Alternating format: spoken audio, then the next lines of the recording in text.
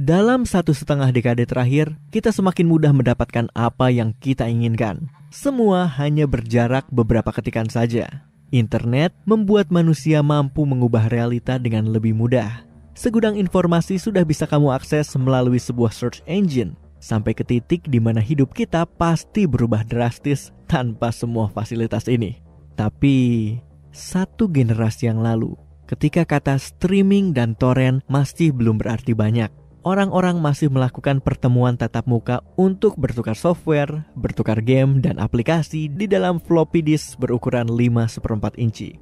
Tentu saja, pertemuan ini seringkali menjadi cara yang paling murah bagi seseorang yang suka berkomunitas dan mau bertukar game populer seperti King's Quest dan Maniac Mansion di antara mereka. Akan tetapi, beberapa programmer ulung pada masanya saat itu membuat game mereka sendiri dan membagikannya di antara teman-teman mereka, yang kemudian akan ikut menyebarkan game itu sampai jika cukup menyenangkan dan menarik, sebuah game buatan sendiri mempunyai tempat di koleksi pecinta game di seluruh negeri. Anggap saja seperti sebuah video yang sedang viral. Di sisi lain, Peluna tidak pernah disebarkan keluar dari wilayah Teluk San Francisco. Semua kopiannya sudah dari dulu dibuang. Semua komputer yang pernah menjalankannya sudah menjadi rongsokan, terkubur di bawah lapisan sampah dan polistiren. Fakta ini dikaitkan dengan beberapa pilihan desain yang agak rumit oleh pembuatnya. Peluna adalah sebuah game text adventure yang memiliki gaya yang sama seperti Zork dan The Lurking Horror, yang pada saat itu, genre tersebut sudah mulai ketinggalan zaman.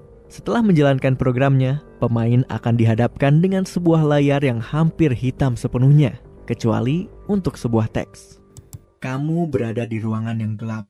Sinar bulan menyinari dari jendela. Ada emas di pojok bersama dengan skop dan tali. Ada pintu di sisi timur. Masukkan perintah. Dimulailah game yang dikritik oleh sebuah fanzine yang sudah tidak beredar lagi sebagai membingungkan, tidak masuk akal, dan tidak bisa dimainkan sama sekali. Hal itu karena pilihan perintah yang bisa diterima game ini hanyalah ambil emas, ambil skop, ambil tali, buka pintu, dan pergi ke timur. Kemudian, pemain diperlihatkan teks selanjutnya. Anda mendapat hadiah. Peluna tersenyum kepadamu. Kamu berada di hutan. Ada jalan menuju utara, barat, dan timur. Masukkan perintah. Apa yang membuat beberapa pemain cepat geram adalah bagaimana game ini begitu membingungkan dan berperilaku aneh dimulai dari stage kedua. Hanya ada satu jawaban arah yang benar. Sebagai contoh, di kesempatan ini, perintah untuk pergi ke arah selain utara akan membuat komputermu berhenti bekerja, memaksamu untuk melakukan hard reboot. Setelah itu, stage berikutnya hanya mengulang teks yang sama dengan pilihan arah yang berbeda. Lebih buruknya lagi, perintah yang bisa ada di game text adventure nampaknya tidak berguna di sini. Satu-satunya perintah yang tidak berhubungan dengan bergerak adalah gunakan emas yang membuat gamenya menampilkan pesan, bukan di sini. Gunakan skop yang menampilkan pesan, bukan sekarang. Dan gunakan tali yang menampilkan teks, kamu sudah menggunakan ini. Kebanyakan orang yang memainkan game ini sudah mulai kesal setelah memainkan beberapa stage, karena mereka harus terus-menerus meribut komputer mereka dan akhirnya membuang floppy disknya. Menurut mereka, ini adalah lelucon yang dibuat dengan buruk. Tapi, ada satu hal tentang dunia komputer yang benar. Di era apapun, beberapa orang yang masih menggunakannya pasti punya waktu luang yang terlalu banyak. Seorang pemuda bernama Michael Nervins memutuskan untuk menginvestigasi Peluna lebih dalam. Setelah menghabiskan 5 jam dan 33 kali percobaan dan beberapa kali mematikan komputernya, akhirnya Michael berhasil membuat game itu menampilkan teks yang berbeda.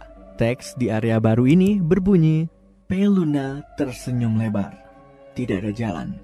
Peluna tersenyum lebar. Tanahnya lunak. Peluna tersenyum lebar. Di sini. Masukkan perintah.